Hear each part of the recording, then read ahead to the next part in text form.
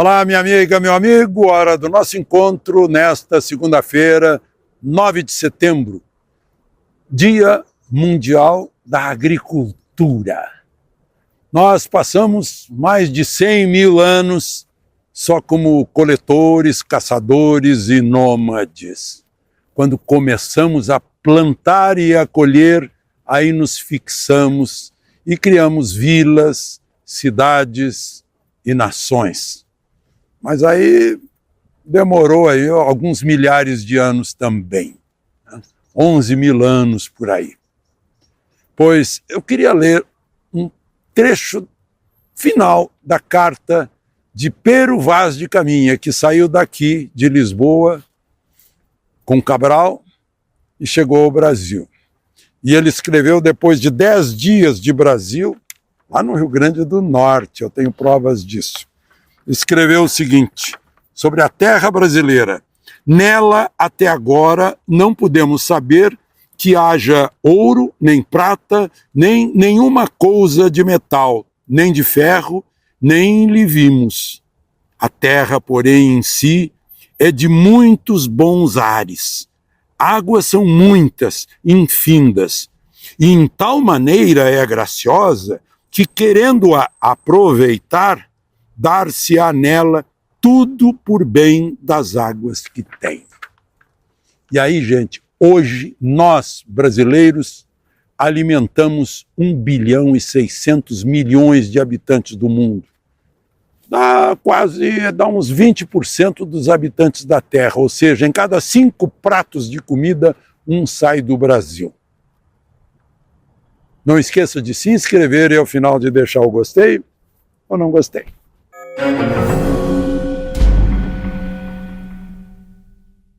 Bom, em primeiro lugar, a entrega do pedido de impeachment. Ó, mais um pedido de impeachment, esses com muitas assinaturas, né?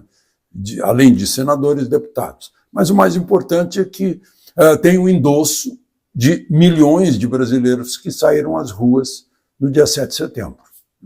Isso é que endossa esse novo pedido de impeachment, né? Entre as causas legais do impeachment, eu acho que a causa maior seria, eu vou ler aqui, proferir julgamento quando por lei seja suspeito na causa. Se ele é parte, ou o Supremo é parte, por exemplo, do inquérito das fake news, o inquérito do fim do mundo, né, que o Supremo é o ofendido ou o ameaçado, então simplesmente não pode o Supremo, né? Isso em primeiro lugar. O juiz natural, na verdade, é a primeira instância, né?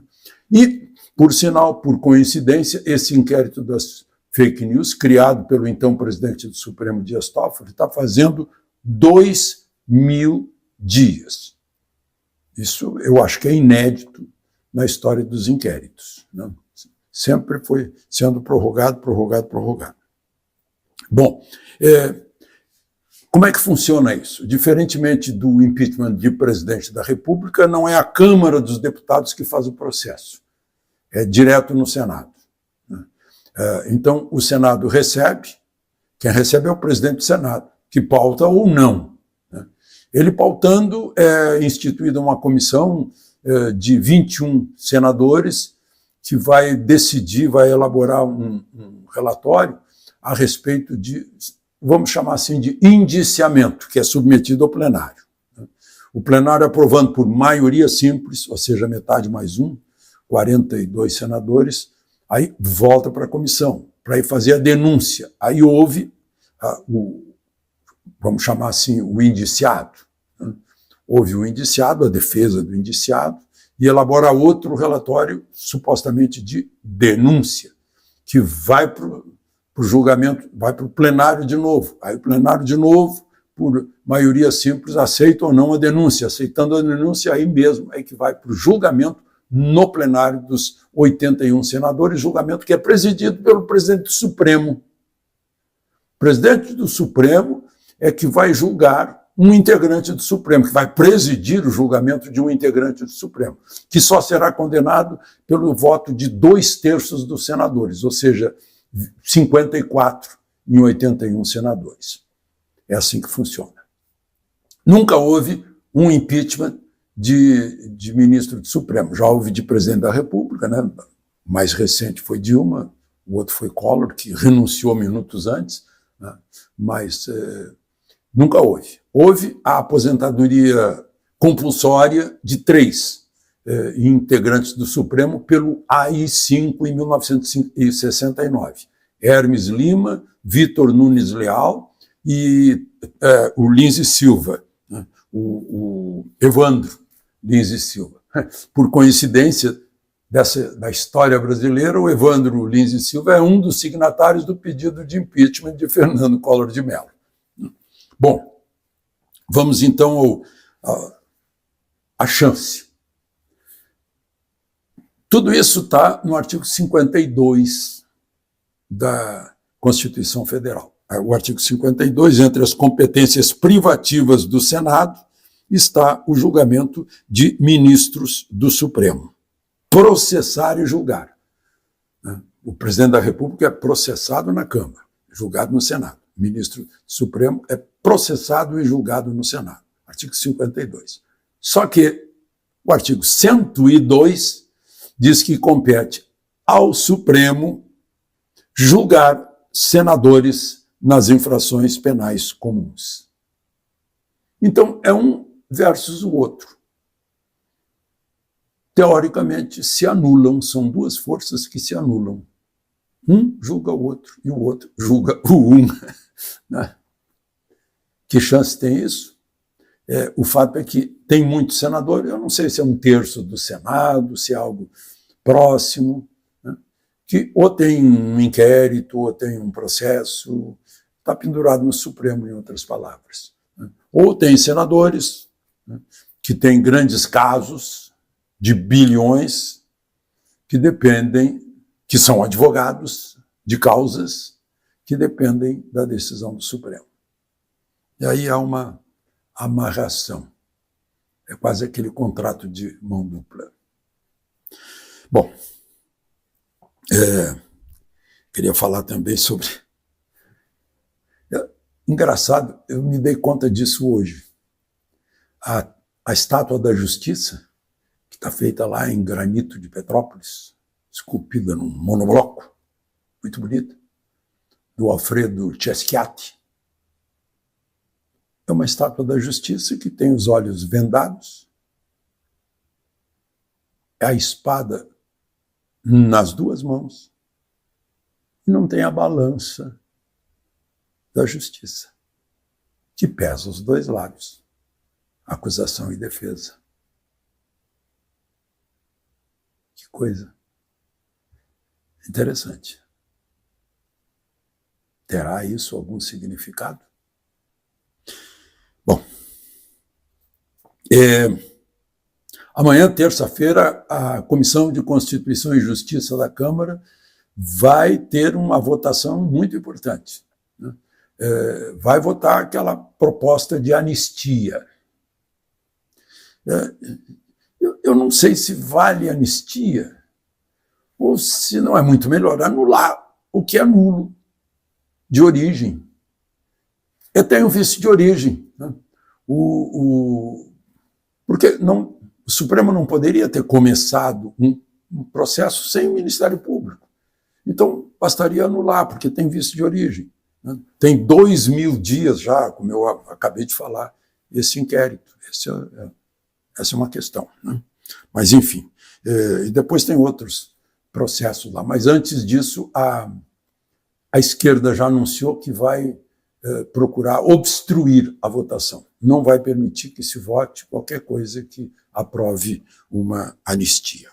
O presidente Lula autorizou, a pedido da Justiça Eleitoral, o uso das Forças Armadas, Exército, Marinha e Aeronáutica nas eleições, para garantia das eleições, garantia das urnas, etc.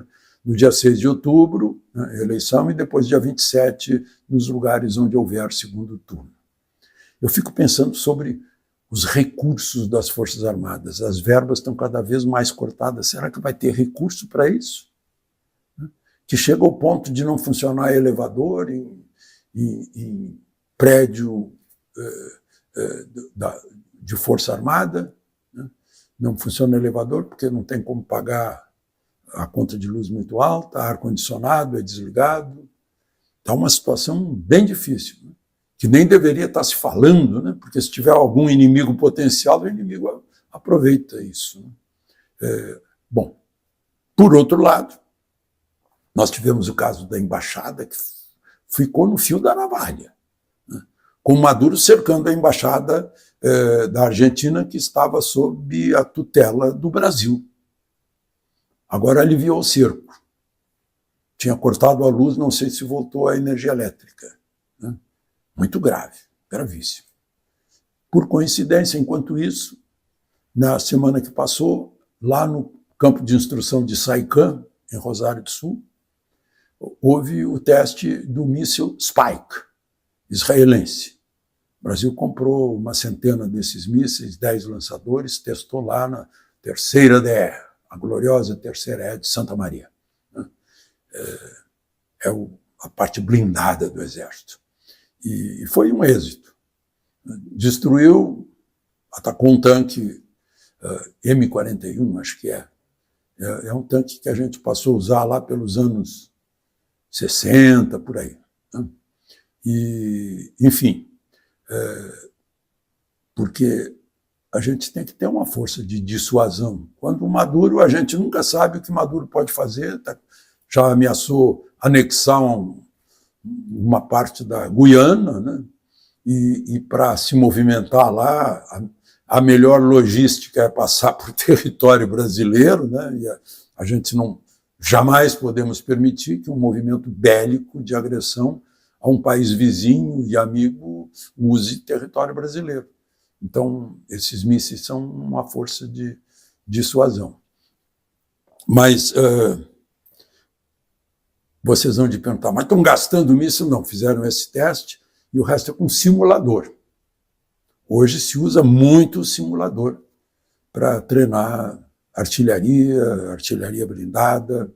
Eu já presenciei testes de simuladores que são bem eficazes. E, enfim, serve para a gente lembrar, né, que está faltando verba para as Forças Armadas, enquanto sobra para mordomias, em geral, do poder, as coisas bonitas do protocolo das celebrações. De Lisboa, Alexandre Garcia.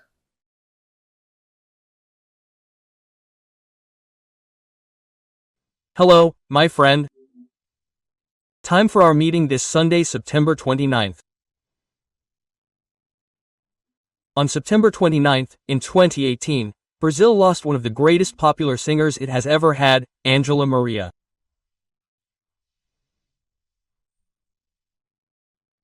And years before, in 2012, we lost the presenter and singer A. Camargo on September 29th. I was on her show back in the 1980s. Another death mourned by the world, a surprise. 1978, September 29th, John Paul I had just assumed the papacy, and 30 days later he was found dead in his room.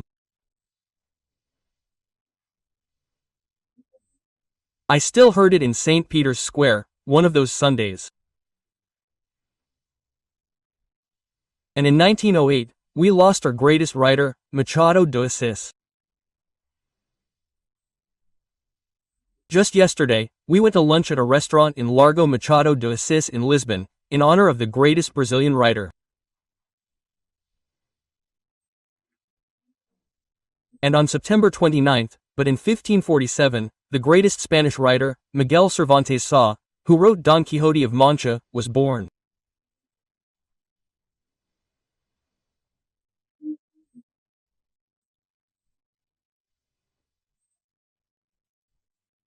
And on September 29th, here in Lisbon, in 1821, the Cortes rejected the proposal of King John VI, who had already returned from Brazil, to maintain Brazil as a kingdom united with Portugal, with Prince Pedro as regent.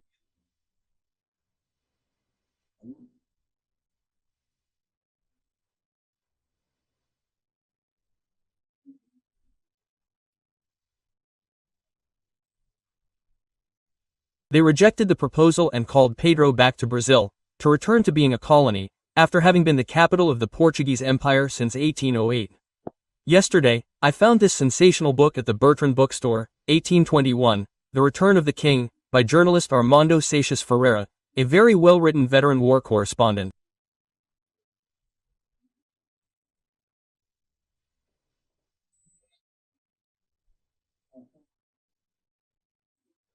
The king left Rio de Janeiro on April 26 with a squadron of 12 ships to ensure the king's safety.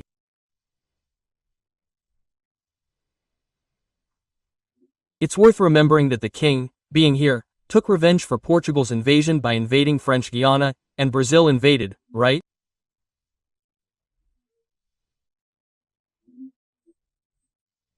He arrived in Portugal on July 3 and wanted to maintain the Braganza dynasty there in Brazil.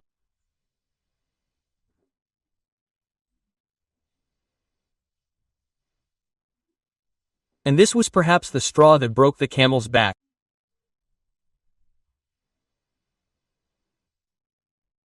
Don't forget to subscribe and leave a like or dislike at the end. So, let's get to today's topics.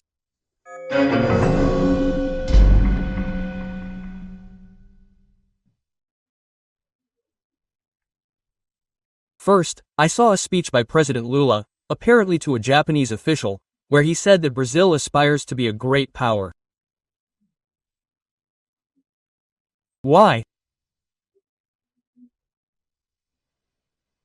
We have legal stability, we have fiscal stability, he said, we have social stability.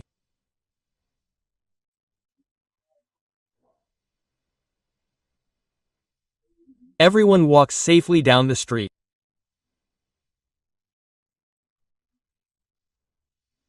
We have economic stability, and we have a sacred thing, predictability.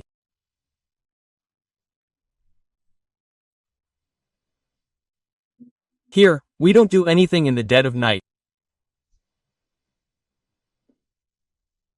I remembered two authors. Pedro Malin, who said in Brazil, even the past is unpredictable when he was finance minister.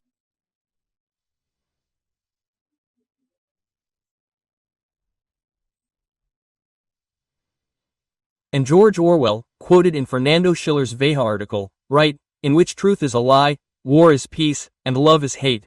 It's all the opposite.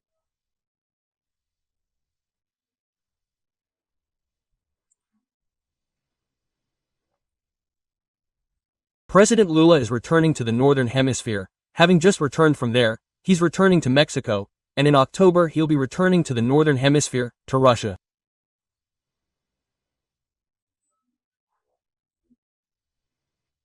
And in the Northern Hemisphere, there in Beijing, former President Dilma, who is president of Banco dos BRICS, received the highest medal given to a foreigner, the Medal of Friendship, from the hands of ex-Pink.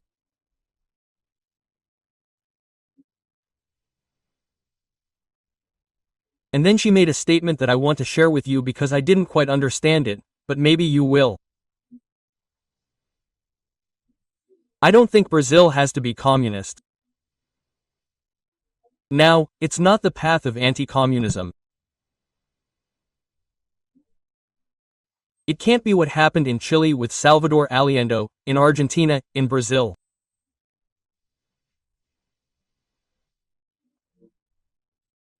It even sounds like Lula's peace proposal between Russia and Ukraine, where the status quo remains, right? You, Russia, are occupying what they invaded, 20% of Ukrainian territory, right? Alright, everyone. Well, in Caracas, there's a TV channel with the largest audience. It's a news channel all day long, Globo Misiona. It used to be an opposition channel, but it was bought by Raul Gorin, a Maduro supporter, and he's being sought by the American justice system in several instances.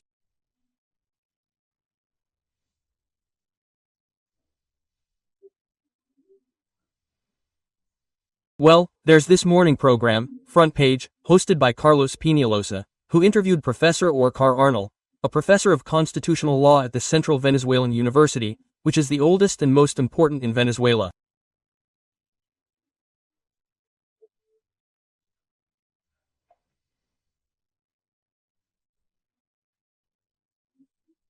Professor Arnold was explaining. He took out his cell phone and explained that in the Venezuelan electoral system, you can get anything that came out of the 83.5% of the minutes or ballot boxes that were counted, which everyone knows, right? So he asked the host what your voter registration number is, something like that. He gives you the registration number, and you go to the polls. Look at the results in your ballot box that you voted in such and such a place, such and such a place. What's the result? Maduro, 94 votes. Ambassador Gonzalez, 394. It was live, there was no way to cut it. It was on a television station that supports Maduro. It became news.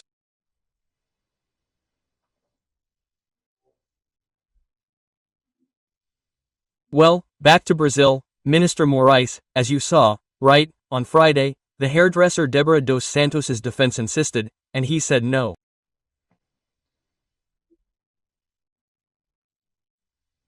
Deborah has 2 boys, one 6 and the other 9. They're traumatized, right? Their father is a painter.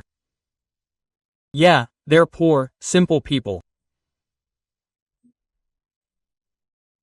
Deborah's crime was painting with lipstick a quote by Barroso, the one from Lost Monet, at the foot of the Statue of Justice, made of granite in front of the Palace of Justice, in 3 Powers Square.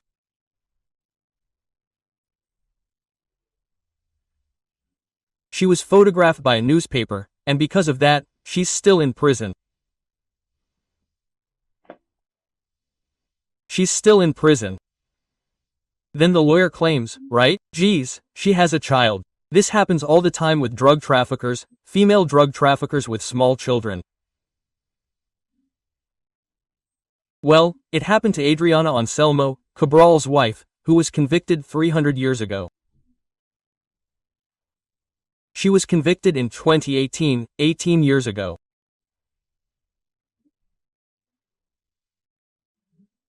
In 2017, the Supreme Court sent her home because in 2017 she had a 10-year-old son and a 14-year-old son, who are now 17, 16, 20, 21. And she was sentenced to 18 years, then 13 years. She's not sentenced to anything. In fact, she wasn't even charged. She was charged, and then people started talking about her name.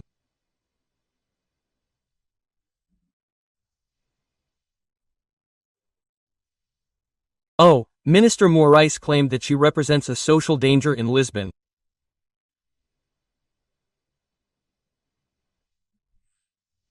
Alexander Garcia.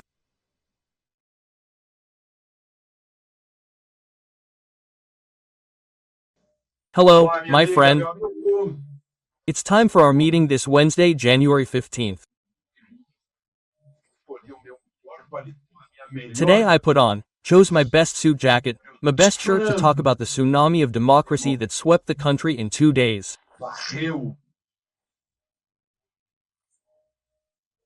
A practically direct democracy. That will be today's topic, but first I wanted to talk about other dates on January 15th. Today marks 40 years since Tancredo Neves was elected President of the Republic. He got 480 votes, Paulo Maluf 180 in the Electoral College, according to the Constitution at the time. Well, he didn't take office, he got sick beforehand and José Sarnio took office, when according to the Constitution he should have taken office as President of the Chamber of Deputies, Dr. Ulysses, and called the election in 90 days. But this is Brazil, the Constitution is not usually respected, right?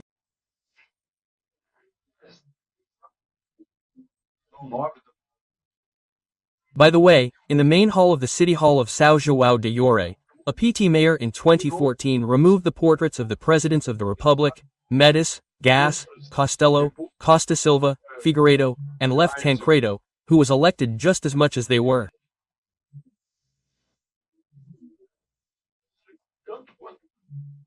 Tancredo won over Euler Bentes.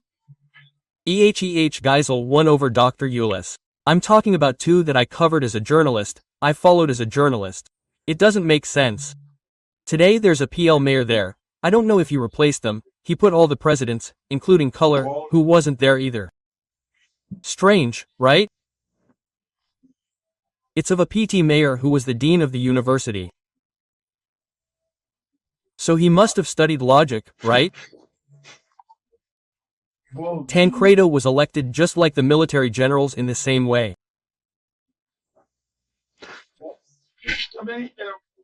Well, today is also January 15th, the day Rosa Luxemburg was shot dead after being tortured in Germany in 1919.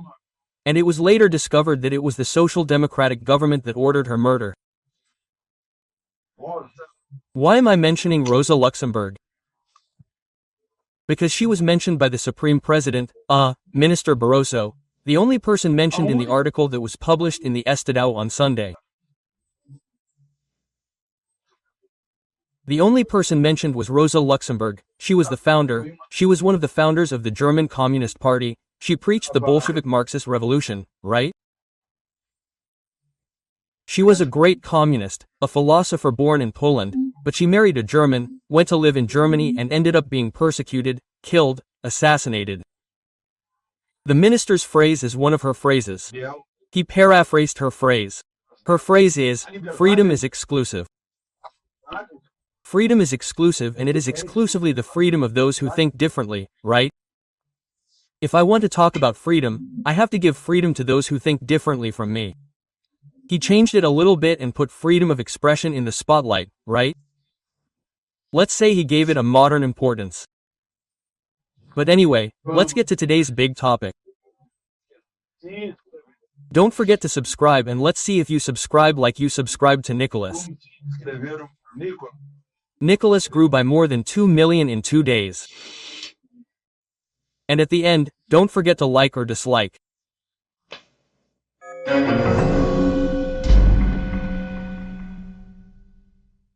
January 15th. This day will go down in history. A democratic tsunami, a tsunami of democracy, an immense wave of democracy, almost direct. It washed the soul of Brazil. Well, it was the clearest demonstration of the digital age.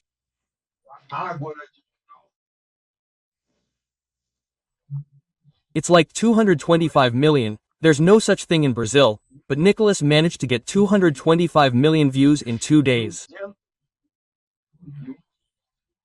I'm talking about current numbers, right? 6:30 p.m., he grew by more than 2 million followers on Instagram. Today, he has more followers on Instagram than Lula, more than Lula. He has 13,400,000, if I'm not mistaken, right? Well, and Lula has 13,300,000, he's even surpassed the President of the Republic. But anyway, let's go back. The PIX case, well, what I saw was a digital referendum.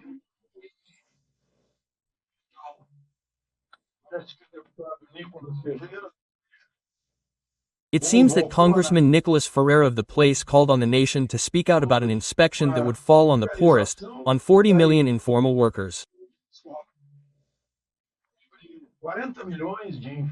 They say that the number of informal workers is this, right? That they will be subject or not, right, depending on the activity, to declare income tax and pay a fine for not having declared, right? It's not a tax on PIX, which I don't think can be created in a normative instruction of the Federal Revenue Service. It would have to be created in the National Congress, right?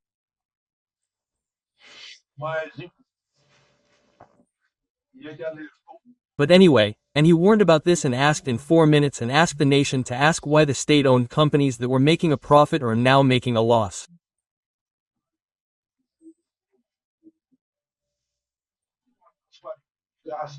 Why is there no transparency in the spending of public figures from the Presidency of the Republic, the high-ranking authorities of the Supreme Court, to know what they are moving, in short, in the name of the Brazilian nation to provide services to the nation? They are part of the state and they provide services to the nation. That's what the state is for. Well, folks, it was in an incredible crescendo that at 6:30 p.m. today, 6:30 p.m., it reached 225 million views. Surely there were people with more than one cell phone who were recording it, right? It was aha, and the demonstration was so big that it worried the President of the Republic, right? The President of the Republic realized, look, that his disapproval is already greater than his approval. 2 polls already show it. He must have been worried about this and demonstrating his democratic spirit with the result of this referendum.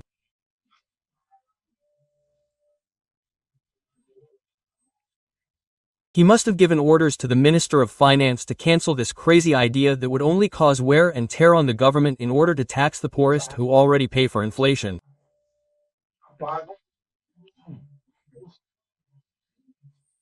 The inflation tax is the most unfair one there is, because people are simply seeing their money depreciate, their purchasing power shrink.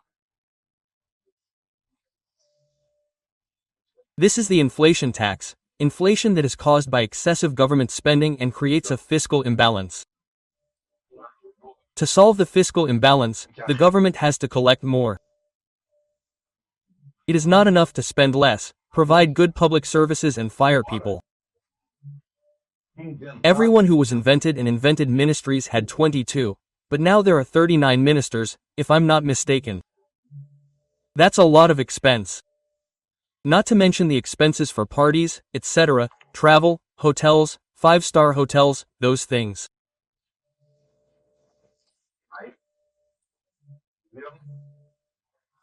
But anyway, then the government announced that it wasn't Dadia who announced it. He passed the announcement to the Secretary of Revenue, Robson Barnes, right, because it was a normative instruction.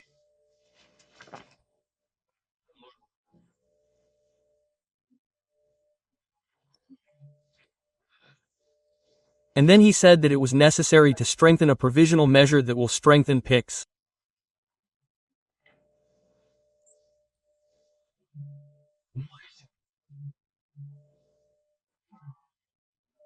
But the most important thing he said is for you to be aware. He revealed that the press was a partner of the government in this attempt. He thanked the press for the attempt.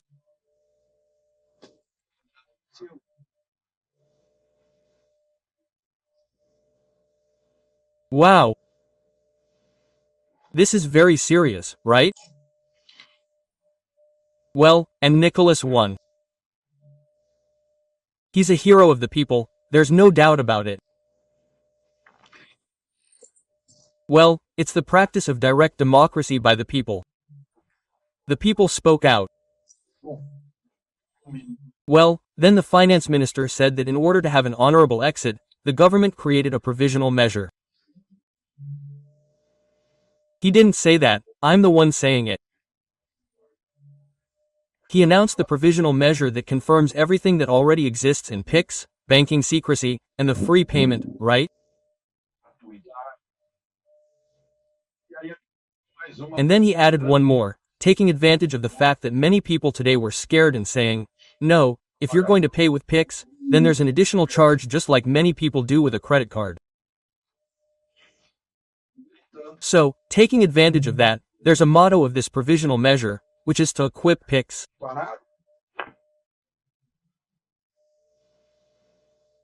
It's already equipped, everyone knows that.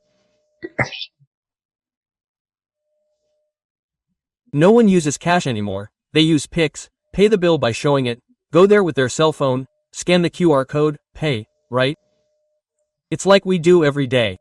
In other words, this provisional measure is just, let's say, an honorable way out.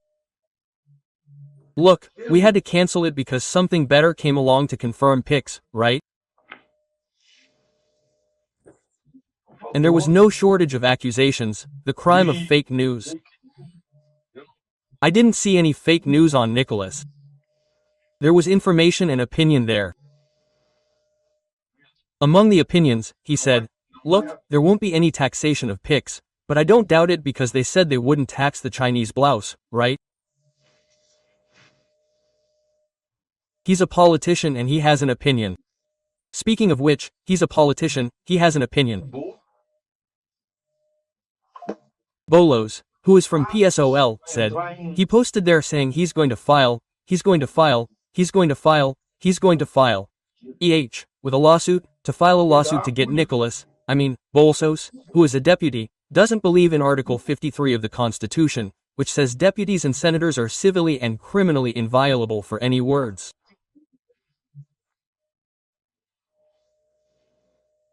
It's regrettable, right?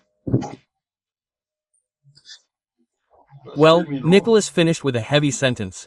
If you don't stop Lula, Lula will stop Brazil, right? It is certainly to stop Lula with this story of charging more taxes from people. The good thing, and Dades also went further, right? In the explanation, it appealed to ad hominem, that is, to catch. Look, but Flavio Bolsonaro was the revenue that caught the crack in and the purchase of real estate. What a level, right? Oh, okay, it's worth it. Because Nicholas, after all, also asked for transparency of corporate cards, etc., right?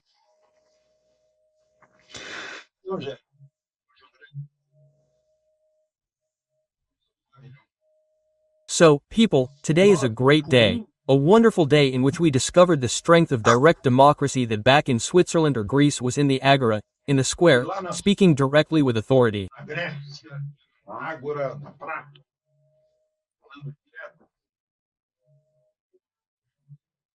Now it is easy to speak with authority through the digital voice of each one.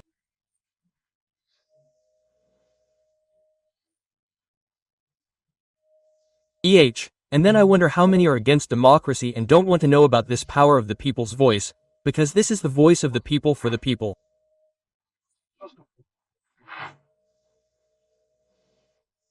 That's what happened in these 2 days.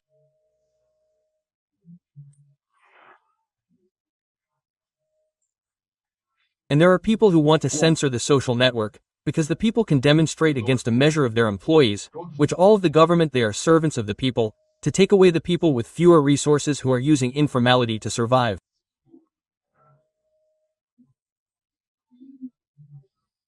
No, let's take those people and we'll collect something more, right? Not with taxation, not with the VIX rate, right, but with income tax at the end of the year.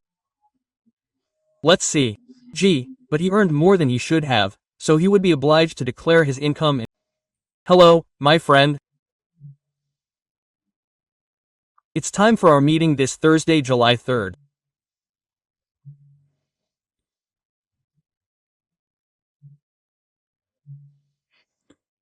On July 3, 1883, a writer who wrote in German and who was being imitated in Brazil, Franz Kafka, was born into Slovakia.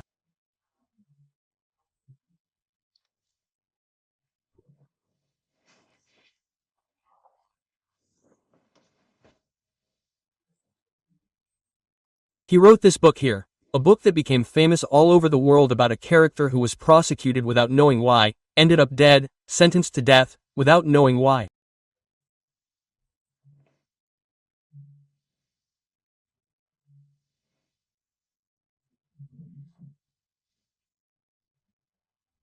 He had no defense, he couldn't defend himself, he was left wandering through the corridors of courts, of judges, in a horrible environment, and ended up dead.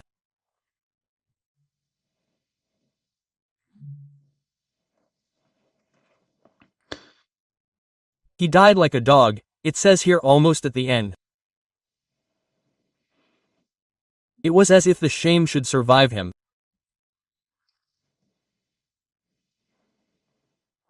Kafka Trial. I recommend this reading, look. Easy. You'll feel like this person, right? Since we feel like the ones who are wronged and persecuted.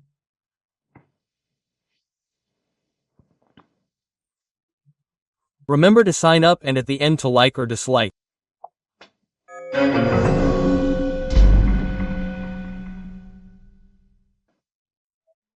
Lula went to Cristina Kirchner's house, to her apartment. We were unsure whether to go or not. He went there wearing the same outfit he wore when he was president of Mercosur. He received the presidency of Mercosur from Milei.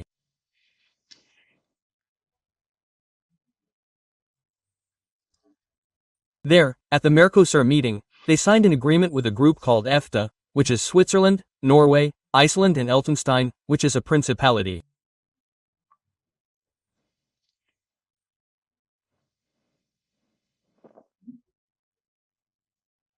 I don't know what we're going to do, what Mercosur is going to do about free trade, etc. Switzerland is important, but it's interesting that at least two of them are financially interesting.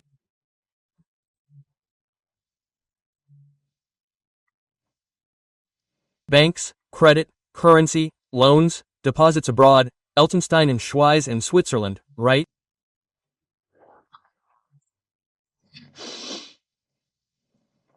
But anyway, let's get back to the visit. It lasted 50 minutes, and there was almost a crowd entering Cristina Kirchner's apartment.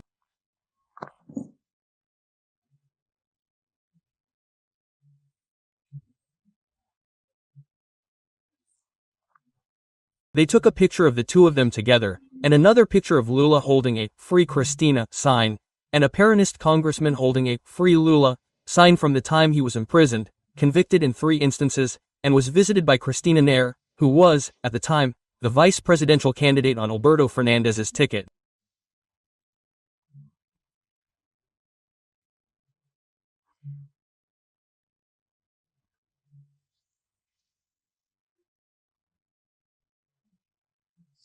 Well, now he's visiting Cristina as head of state, president of Mercosur. Well, that gives him more weight in relation to the Argentine judiciary, right?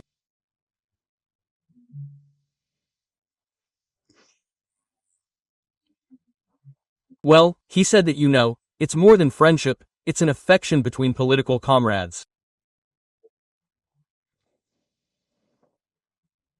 The ideological affinity between the two, as well as the affinity between their convictions.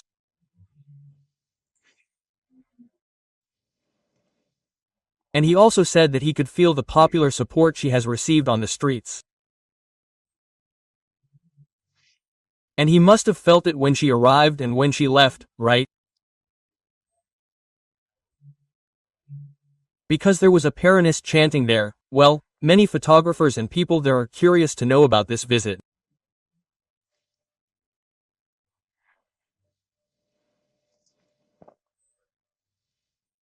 The good news is that Lula will be at the BRICS meeting in Rio de Janeiro on Sunday.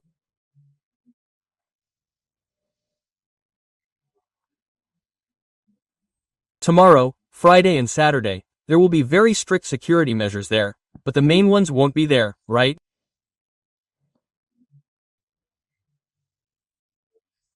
Well, Putin won't go because he didn't believe Lula's promise that he wouldn't be arrested in Brazil. He has an arrest warrant from the International Criminal Court for war crimes against children in Crimea, if I'm not mistaken. And Xi Jinping won't come either, and Atala won't come. I'll start. I don't know if you know, but Iran is now part of the BRICS. Iran, Indonesia, Saudi Arabia, the United Arab Emirates and Egypt are new members.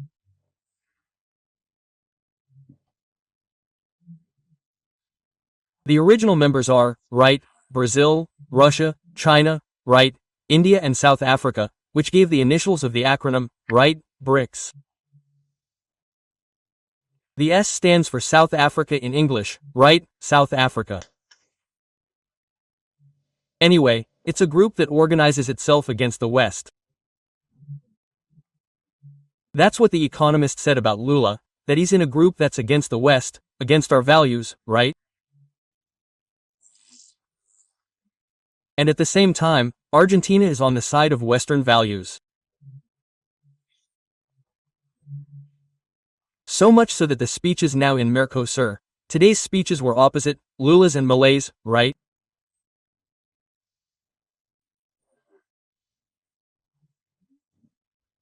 Well, Milei saying that Mercosur is a straitjacket for countries that want more fluid trade, right? And Lula saying that Mercosur is in favor of the people and so on. Well, Colombia, it seems, can't take it anymore. And it started in the Senate with Randolfo Rodriguez, right, who was always running to the Supreme Court. Every time he lost a vote, he ran to the Supreme Court. Fucks. Minister Fucks in the Supreme Court can't take it anymore either, right? When he took over as president of the Supreme Court, he said, "It's a harmful action for us here at the Supreme Court to be used by the minority that lost the vote in Congress. We can't do this anymore. We continue to do it based on the Constitution that says that no one can deny recourse to justice, right?" But the Supreme Court previously denied it. I remember, it denied it saying, "It's an internal matter for the legislature, let the legislature resolve it." Well, that was the last straw. The last straw was the PSOL again. In the case of the IOF, there was a massive vote, well, overturning the executive decree that increased the IOF rate, which should be a regulatory tax in monetary policy, but not a tax collector in fiscal policy, right?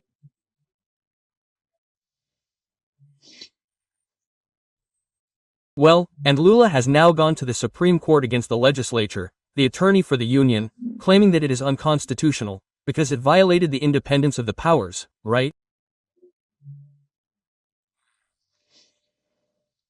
Well, and that it's a matter of revenue. That's how it is, just cut expenses, the excessive spending of the entire government. He said that now he will appeal to the state-owned companies, the fiscal deficit will be solved by the central government, but the state-owned companies will have a deficit. How is it going to be? Look, there are state-owned companies that have shares on the stock exchange, right?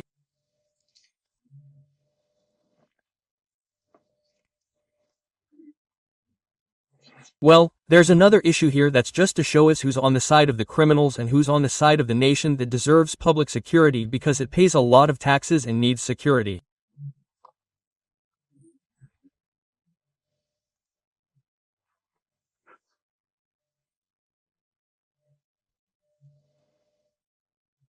Look, out of 401 deputies, 334 voted to make these releases of criminals with heinous crimes tougher.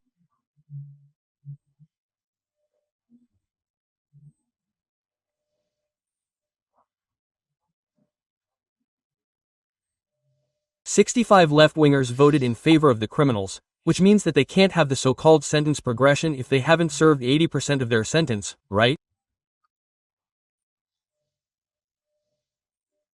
That's even good, right? There are countries where the guy can't be released until he hasn't served his entire sentence, right?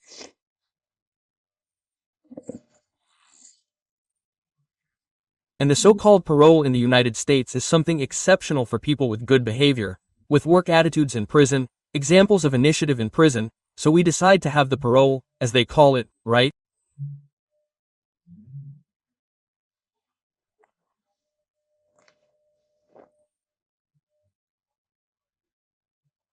But anyway, then you'll look and you'll see that the PT and the people who vote in favor of these people who love to rob us on the street, steal our cars, enter our homes, right, and kill us if we resist. From Brasilia, Alexander Garcia.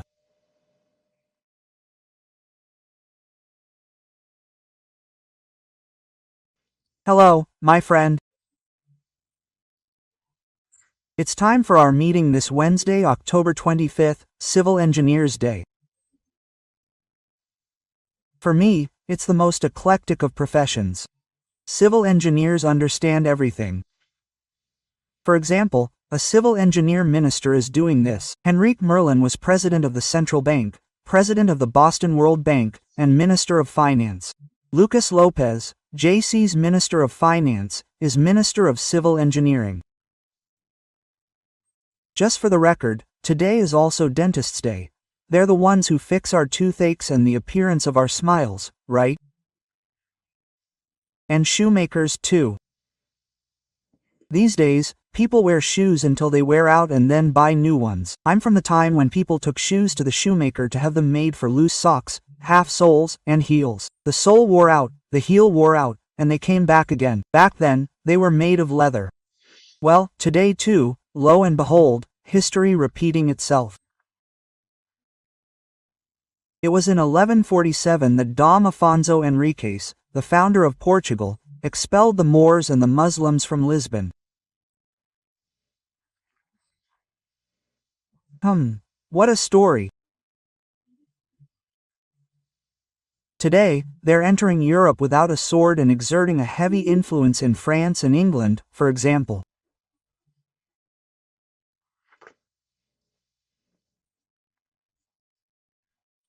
We're discussing this now because this attack attracted attention. Very cruel. Very cruel is the absolute superlative of cruel, killing women, children, and the elderly with cruelty, with malice. So we're discussing this. But the Muslim religion has nothing to do with this stuff. Hey, people again, right? Our foreign minister criticized the UN. President Lula criticized the UN. I've been criticizing the UN. And today, on a day like today, October 25, 1971, look what the UN did. It expelled nationalist China from the UN, the China of Chiang Kai-shek, the China of Taiwan, or Taiwan, which fought with the Allies against the Japanese there in China, and recognized China, the Communist People's Republic of China, of the Communist Revolution of Malta, the UN. And on a day like today, the war between Brasilia and Argentina also began. It wasn't exactly, was it? Argentina was the United Provinces of the River Plate, and Brazil was the Brazilian Empire. 1825 was due to Uruguay, or the Portuguese Cisplatin province. Discussion of the treaties of Madrid, Santo Defonso, right? The Uruguayans asked the Argentines for help, and it ended up resulting in Uruguay's independence, after the Battle of Tussa or Paso do Rosario, which we Brazilians call partially, but yes, the smoke helped the Castilian forces a lot, let's say. An ancestor of mine, the first eagers to come to Brazil, fought there as a second sergeant, paid by the emperor, a mercenary of the emperor, and stayed in Brazil because of that. And today is one day shy of the centennial of a gaucho artist who is actually a universal artist. Vittorio Gino is turning 100 tomorrow, the 26th. And I believe there will be a lot of tribute to him in Porto Alegre, where he lives. He was born in Mussum, the city most affected by the waters of the Taquariantes River, in the first half of September. And I have one of his works, and, finally, it's 100 years old and still in full swing. So, let's move on to today's other conversations. Don't forget to subscribe and leave a like or dislike at the end.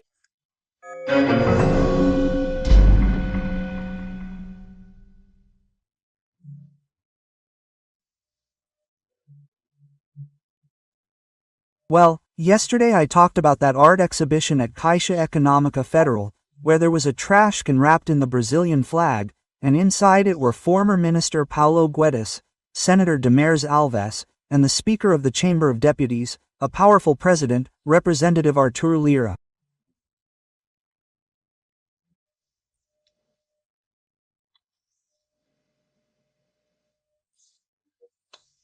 Well, the national flag was trash. But today, Senator Cladino of Minas Gerais went to the exhibition site, tried to get in, and couldn't.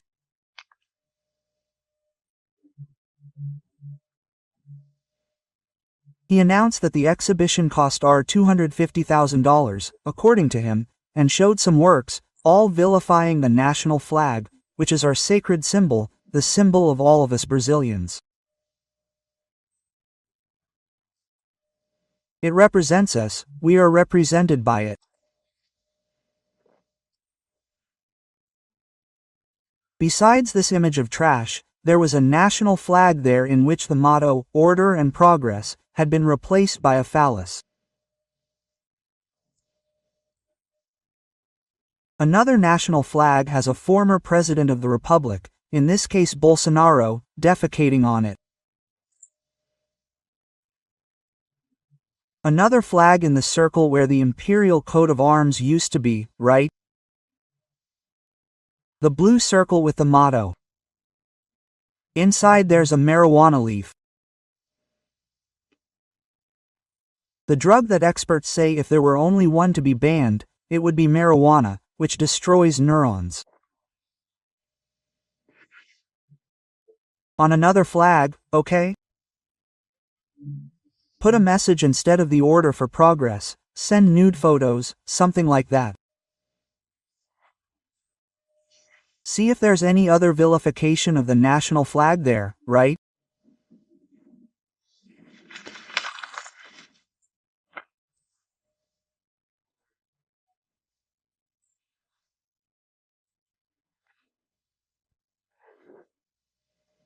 Well, it seems that the platform, right, it was the national flag of Rio de Janeiro, so there was still, in place of the sky, on November 15, 1889, in place of that sky, hammer and sickle, a wife position in a financial agency of the federal government, Caixa Econômica Federal, which, according to a senator, cost $250,000, $1,000, and offended not only the flag, but also the president of the chamber, a powerful president.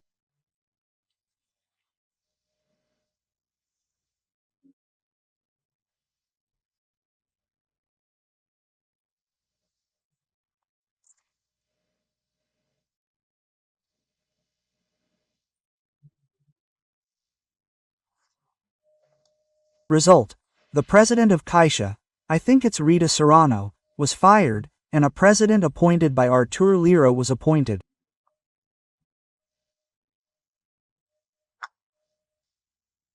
His name is an economist, his name is Carlos Antonio Vieira Fernandes.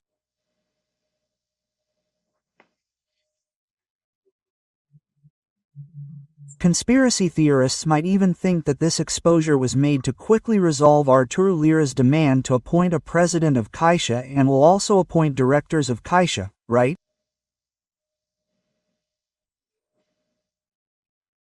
Well, on another matter, I mentioned here that the Minister of Justice, Flavio Dino, didn't attend. He missed a committee for the second time, and it was only fair that he did because he was supposed to be dealing with indigenous issues at the public prosecutor's office. So I went to the meeting. The meeting is to confirm, to reaffirm that they're going to remove everyone from there, right?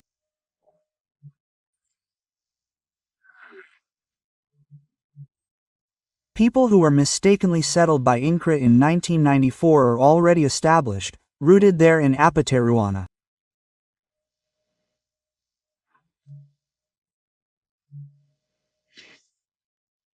Well, according to data from the Public Prosecutor's Office, there are 851 registered houses that will be demolished.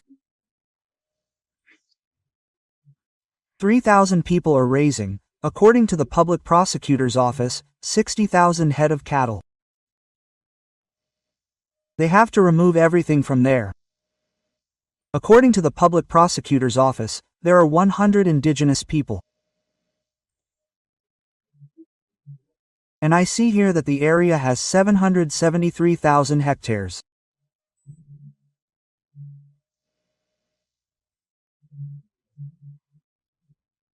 In other words, dividing 773,000 hectares by 1,500 indigenous people gives each 1,552 hectares, meaning each would have an area equivalent to about 600 soccer fields for an international match.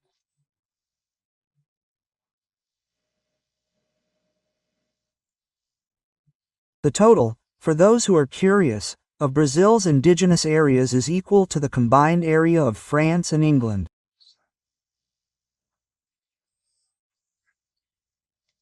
Oh, I saw an excerpt yesterday from the Parliamentary Commission of Inquiry, CPI, on NGOs, at the very end, with the CPI chairman, Senator Playa Valerio, asking two indigenous leaders what their dream is.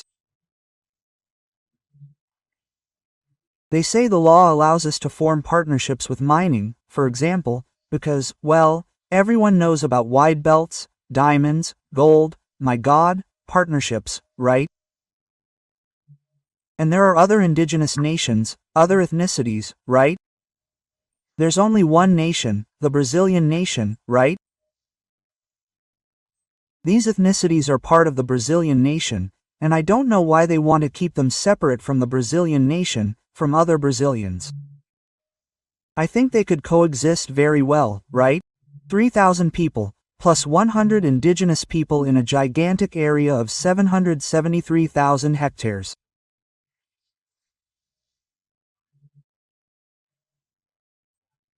After all, the Germans who came here, the Poles, the Italians, the Japanese, all coexisted with Brazilian society, maintained their cultures, their dances, their music, their food, their language, and integrated into Brazil and are Brazilians like us.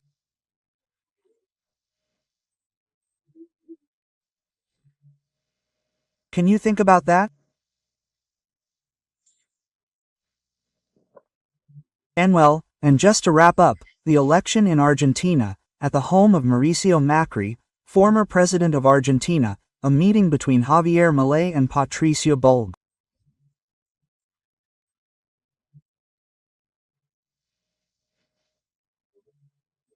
She supported, and now supports, Javier Milei's candidacy, with Mauricio Macri's support, saying she's not the continuation of the Nair Mafia.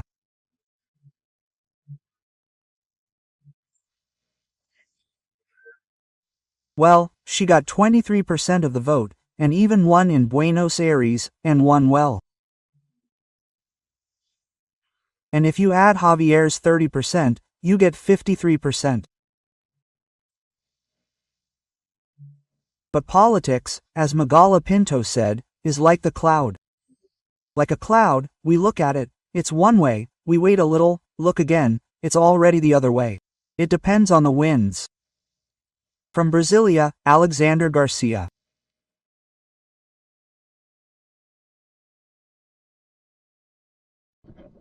Hello, my friend. Time for our conversation this Monday, April 22nd. April 22nd is the day Brazil was discovered. And behind me stands the landmark of the discoveries, with all those bold Portuguese who discovered the oceans, discovered the world for the Europeans. One of them, Pedro Álvares Cabral, arrived in Brazil on April 22, 1500, 524 years ago. He left here on March 8. Did he reach Porto Seguro? I don't think so. I think he reached Touros, Rio Grande do Norte, very close to the cape that is now called Cabo de São Roque. And I have here the testimony of Commander João Lucio da Costa Lopes, who on the caravel Boa Esperança, built in Vila do Conde, left here on March 8. And to reach Porto Seguro, as planned on April 22, with a caravel much lighter than Cabral's, he had to turn on the 190 HP engine near the equator, otherwise he wouldn't have made it. I have his testimony here, which is on the back cover of Manuel de Oliveira Cavalcante Neto's book, Brazil 1500, The Truth, which will be released on May 8 in Natal.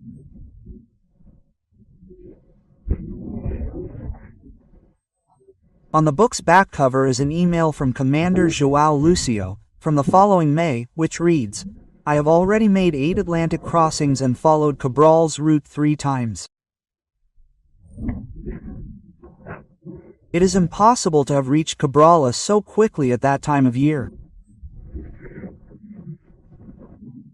However, to reach Cape São Roque, it remains one of the most likely points of Cabral's arrival. I regret that my highly planned trip had to use the engine to meet dates and events. May 14, 2000, Commander João Lucio, there is the search for the truth. We are all in search of the truth. And I recommend this book, Brazil 1500, by Manuel de Oliveira Cavalcante Neto, who did extensive research and uses the work of other researchers, such as Lenin Pinto, who was one of the pioneers in breaking down this story of Cabral's arrival in Brazil. We are always in search of the truth. So let's move on to other topics in search of the truth. Don't forget to subscribe, and I'm finally leaving the like or dislike.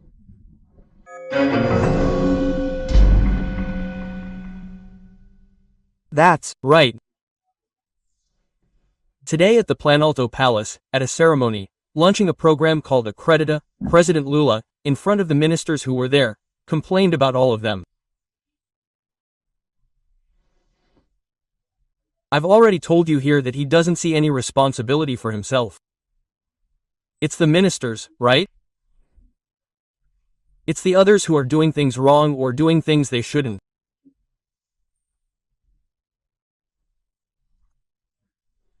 Yesterday, for example, he complained about Vice President Alckmin, who is also a minister, Finance Minister Haddad, Minister Wellington Dias, Minister Alexander Padilla. He didn't say anything, but he's been complaining.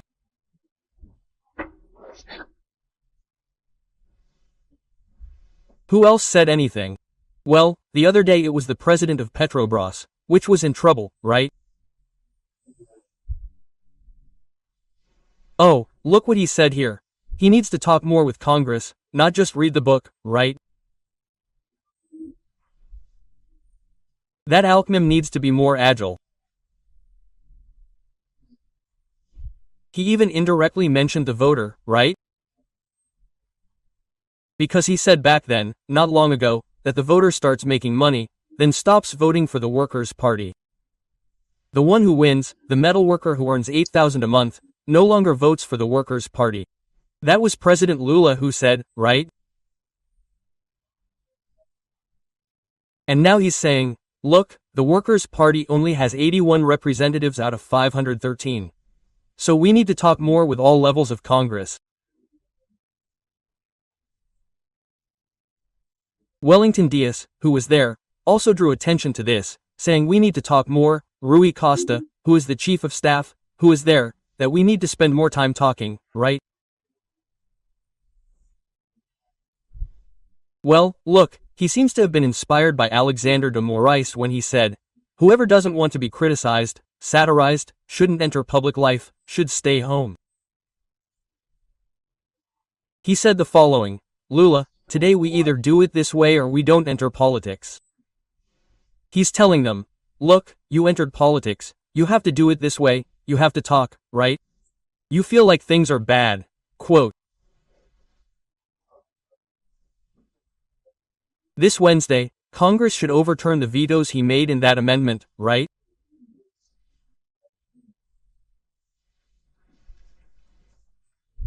Well, he also complained about businessmen. He said, look, businessman, we give him 99% and he's not satisfied, right? He said it's not enough. He talked about banks, saying, look, a guy who doesn't come into the bank in a suit and tie isn't treated well, right? He talked about public employees, saying, they want 90%, we give 89%, they keep complaining because of one, right?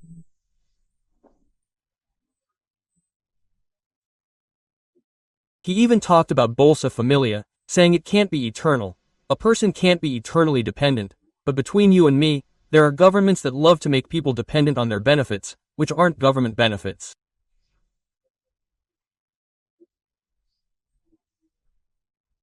It's handouts given with other people's money, with our money, taxpayers' money, right? It's always like that. The government doesn't invent money, it doesn't create wealth, On the contrary, the government spends part of the wealth that people create, that companies create. He's complaining about business owners. Business owners employ and pay taxes. Even on employment. Business owners pay taxes, they pay taxes on everything. That's what supports the court, the nomenclature, which now wants queens. The story of the 5-year terms is there in the Senate. Everyone is screaming. I imagine Haddad will scream too because it's further increasing the imbalance in public accounts and the public debt, which is increasing alarmingly, right?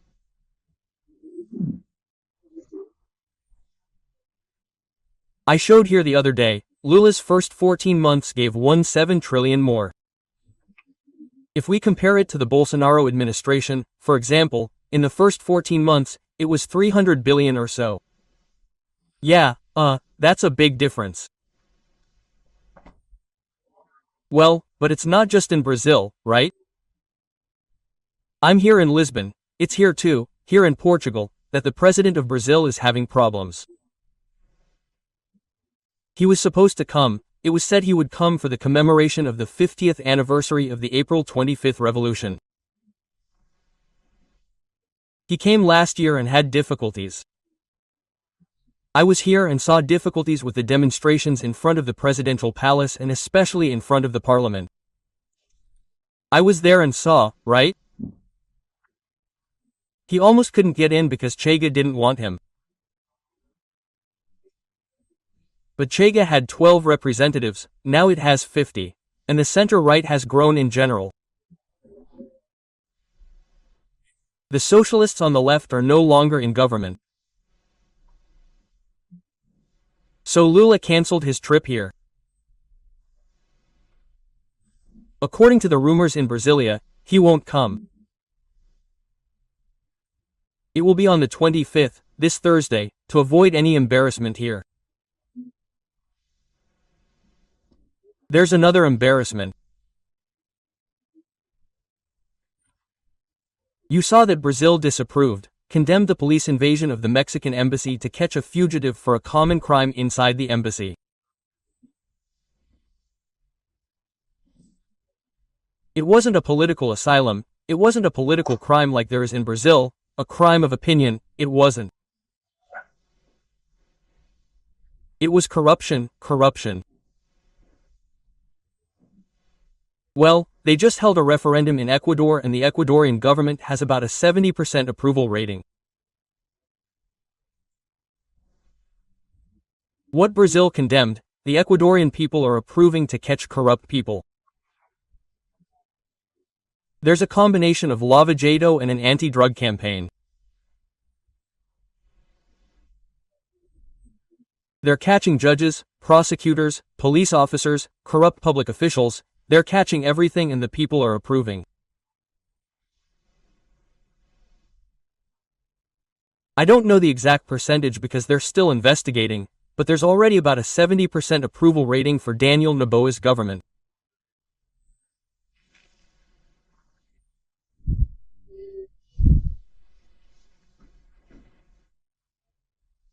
Well, there's still the issue, that's being evaluated there. Everyone is, negotiating two things, on Wednesday, the release and this business of the 5-year-olds for a certain Brazilian state nomenclature, right?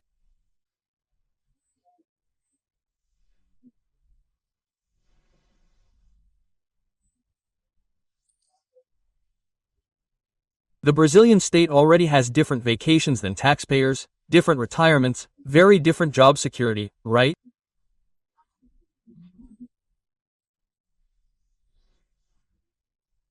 And now the 5-year term that was removed in 2006 is already arriving in the Senate.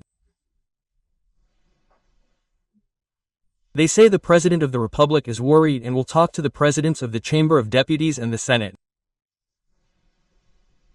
We'll see. From Lisbon, Alexander Garcia.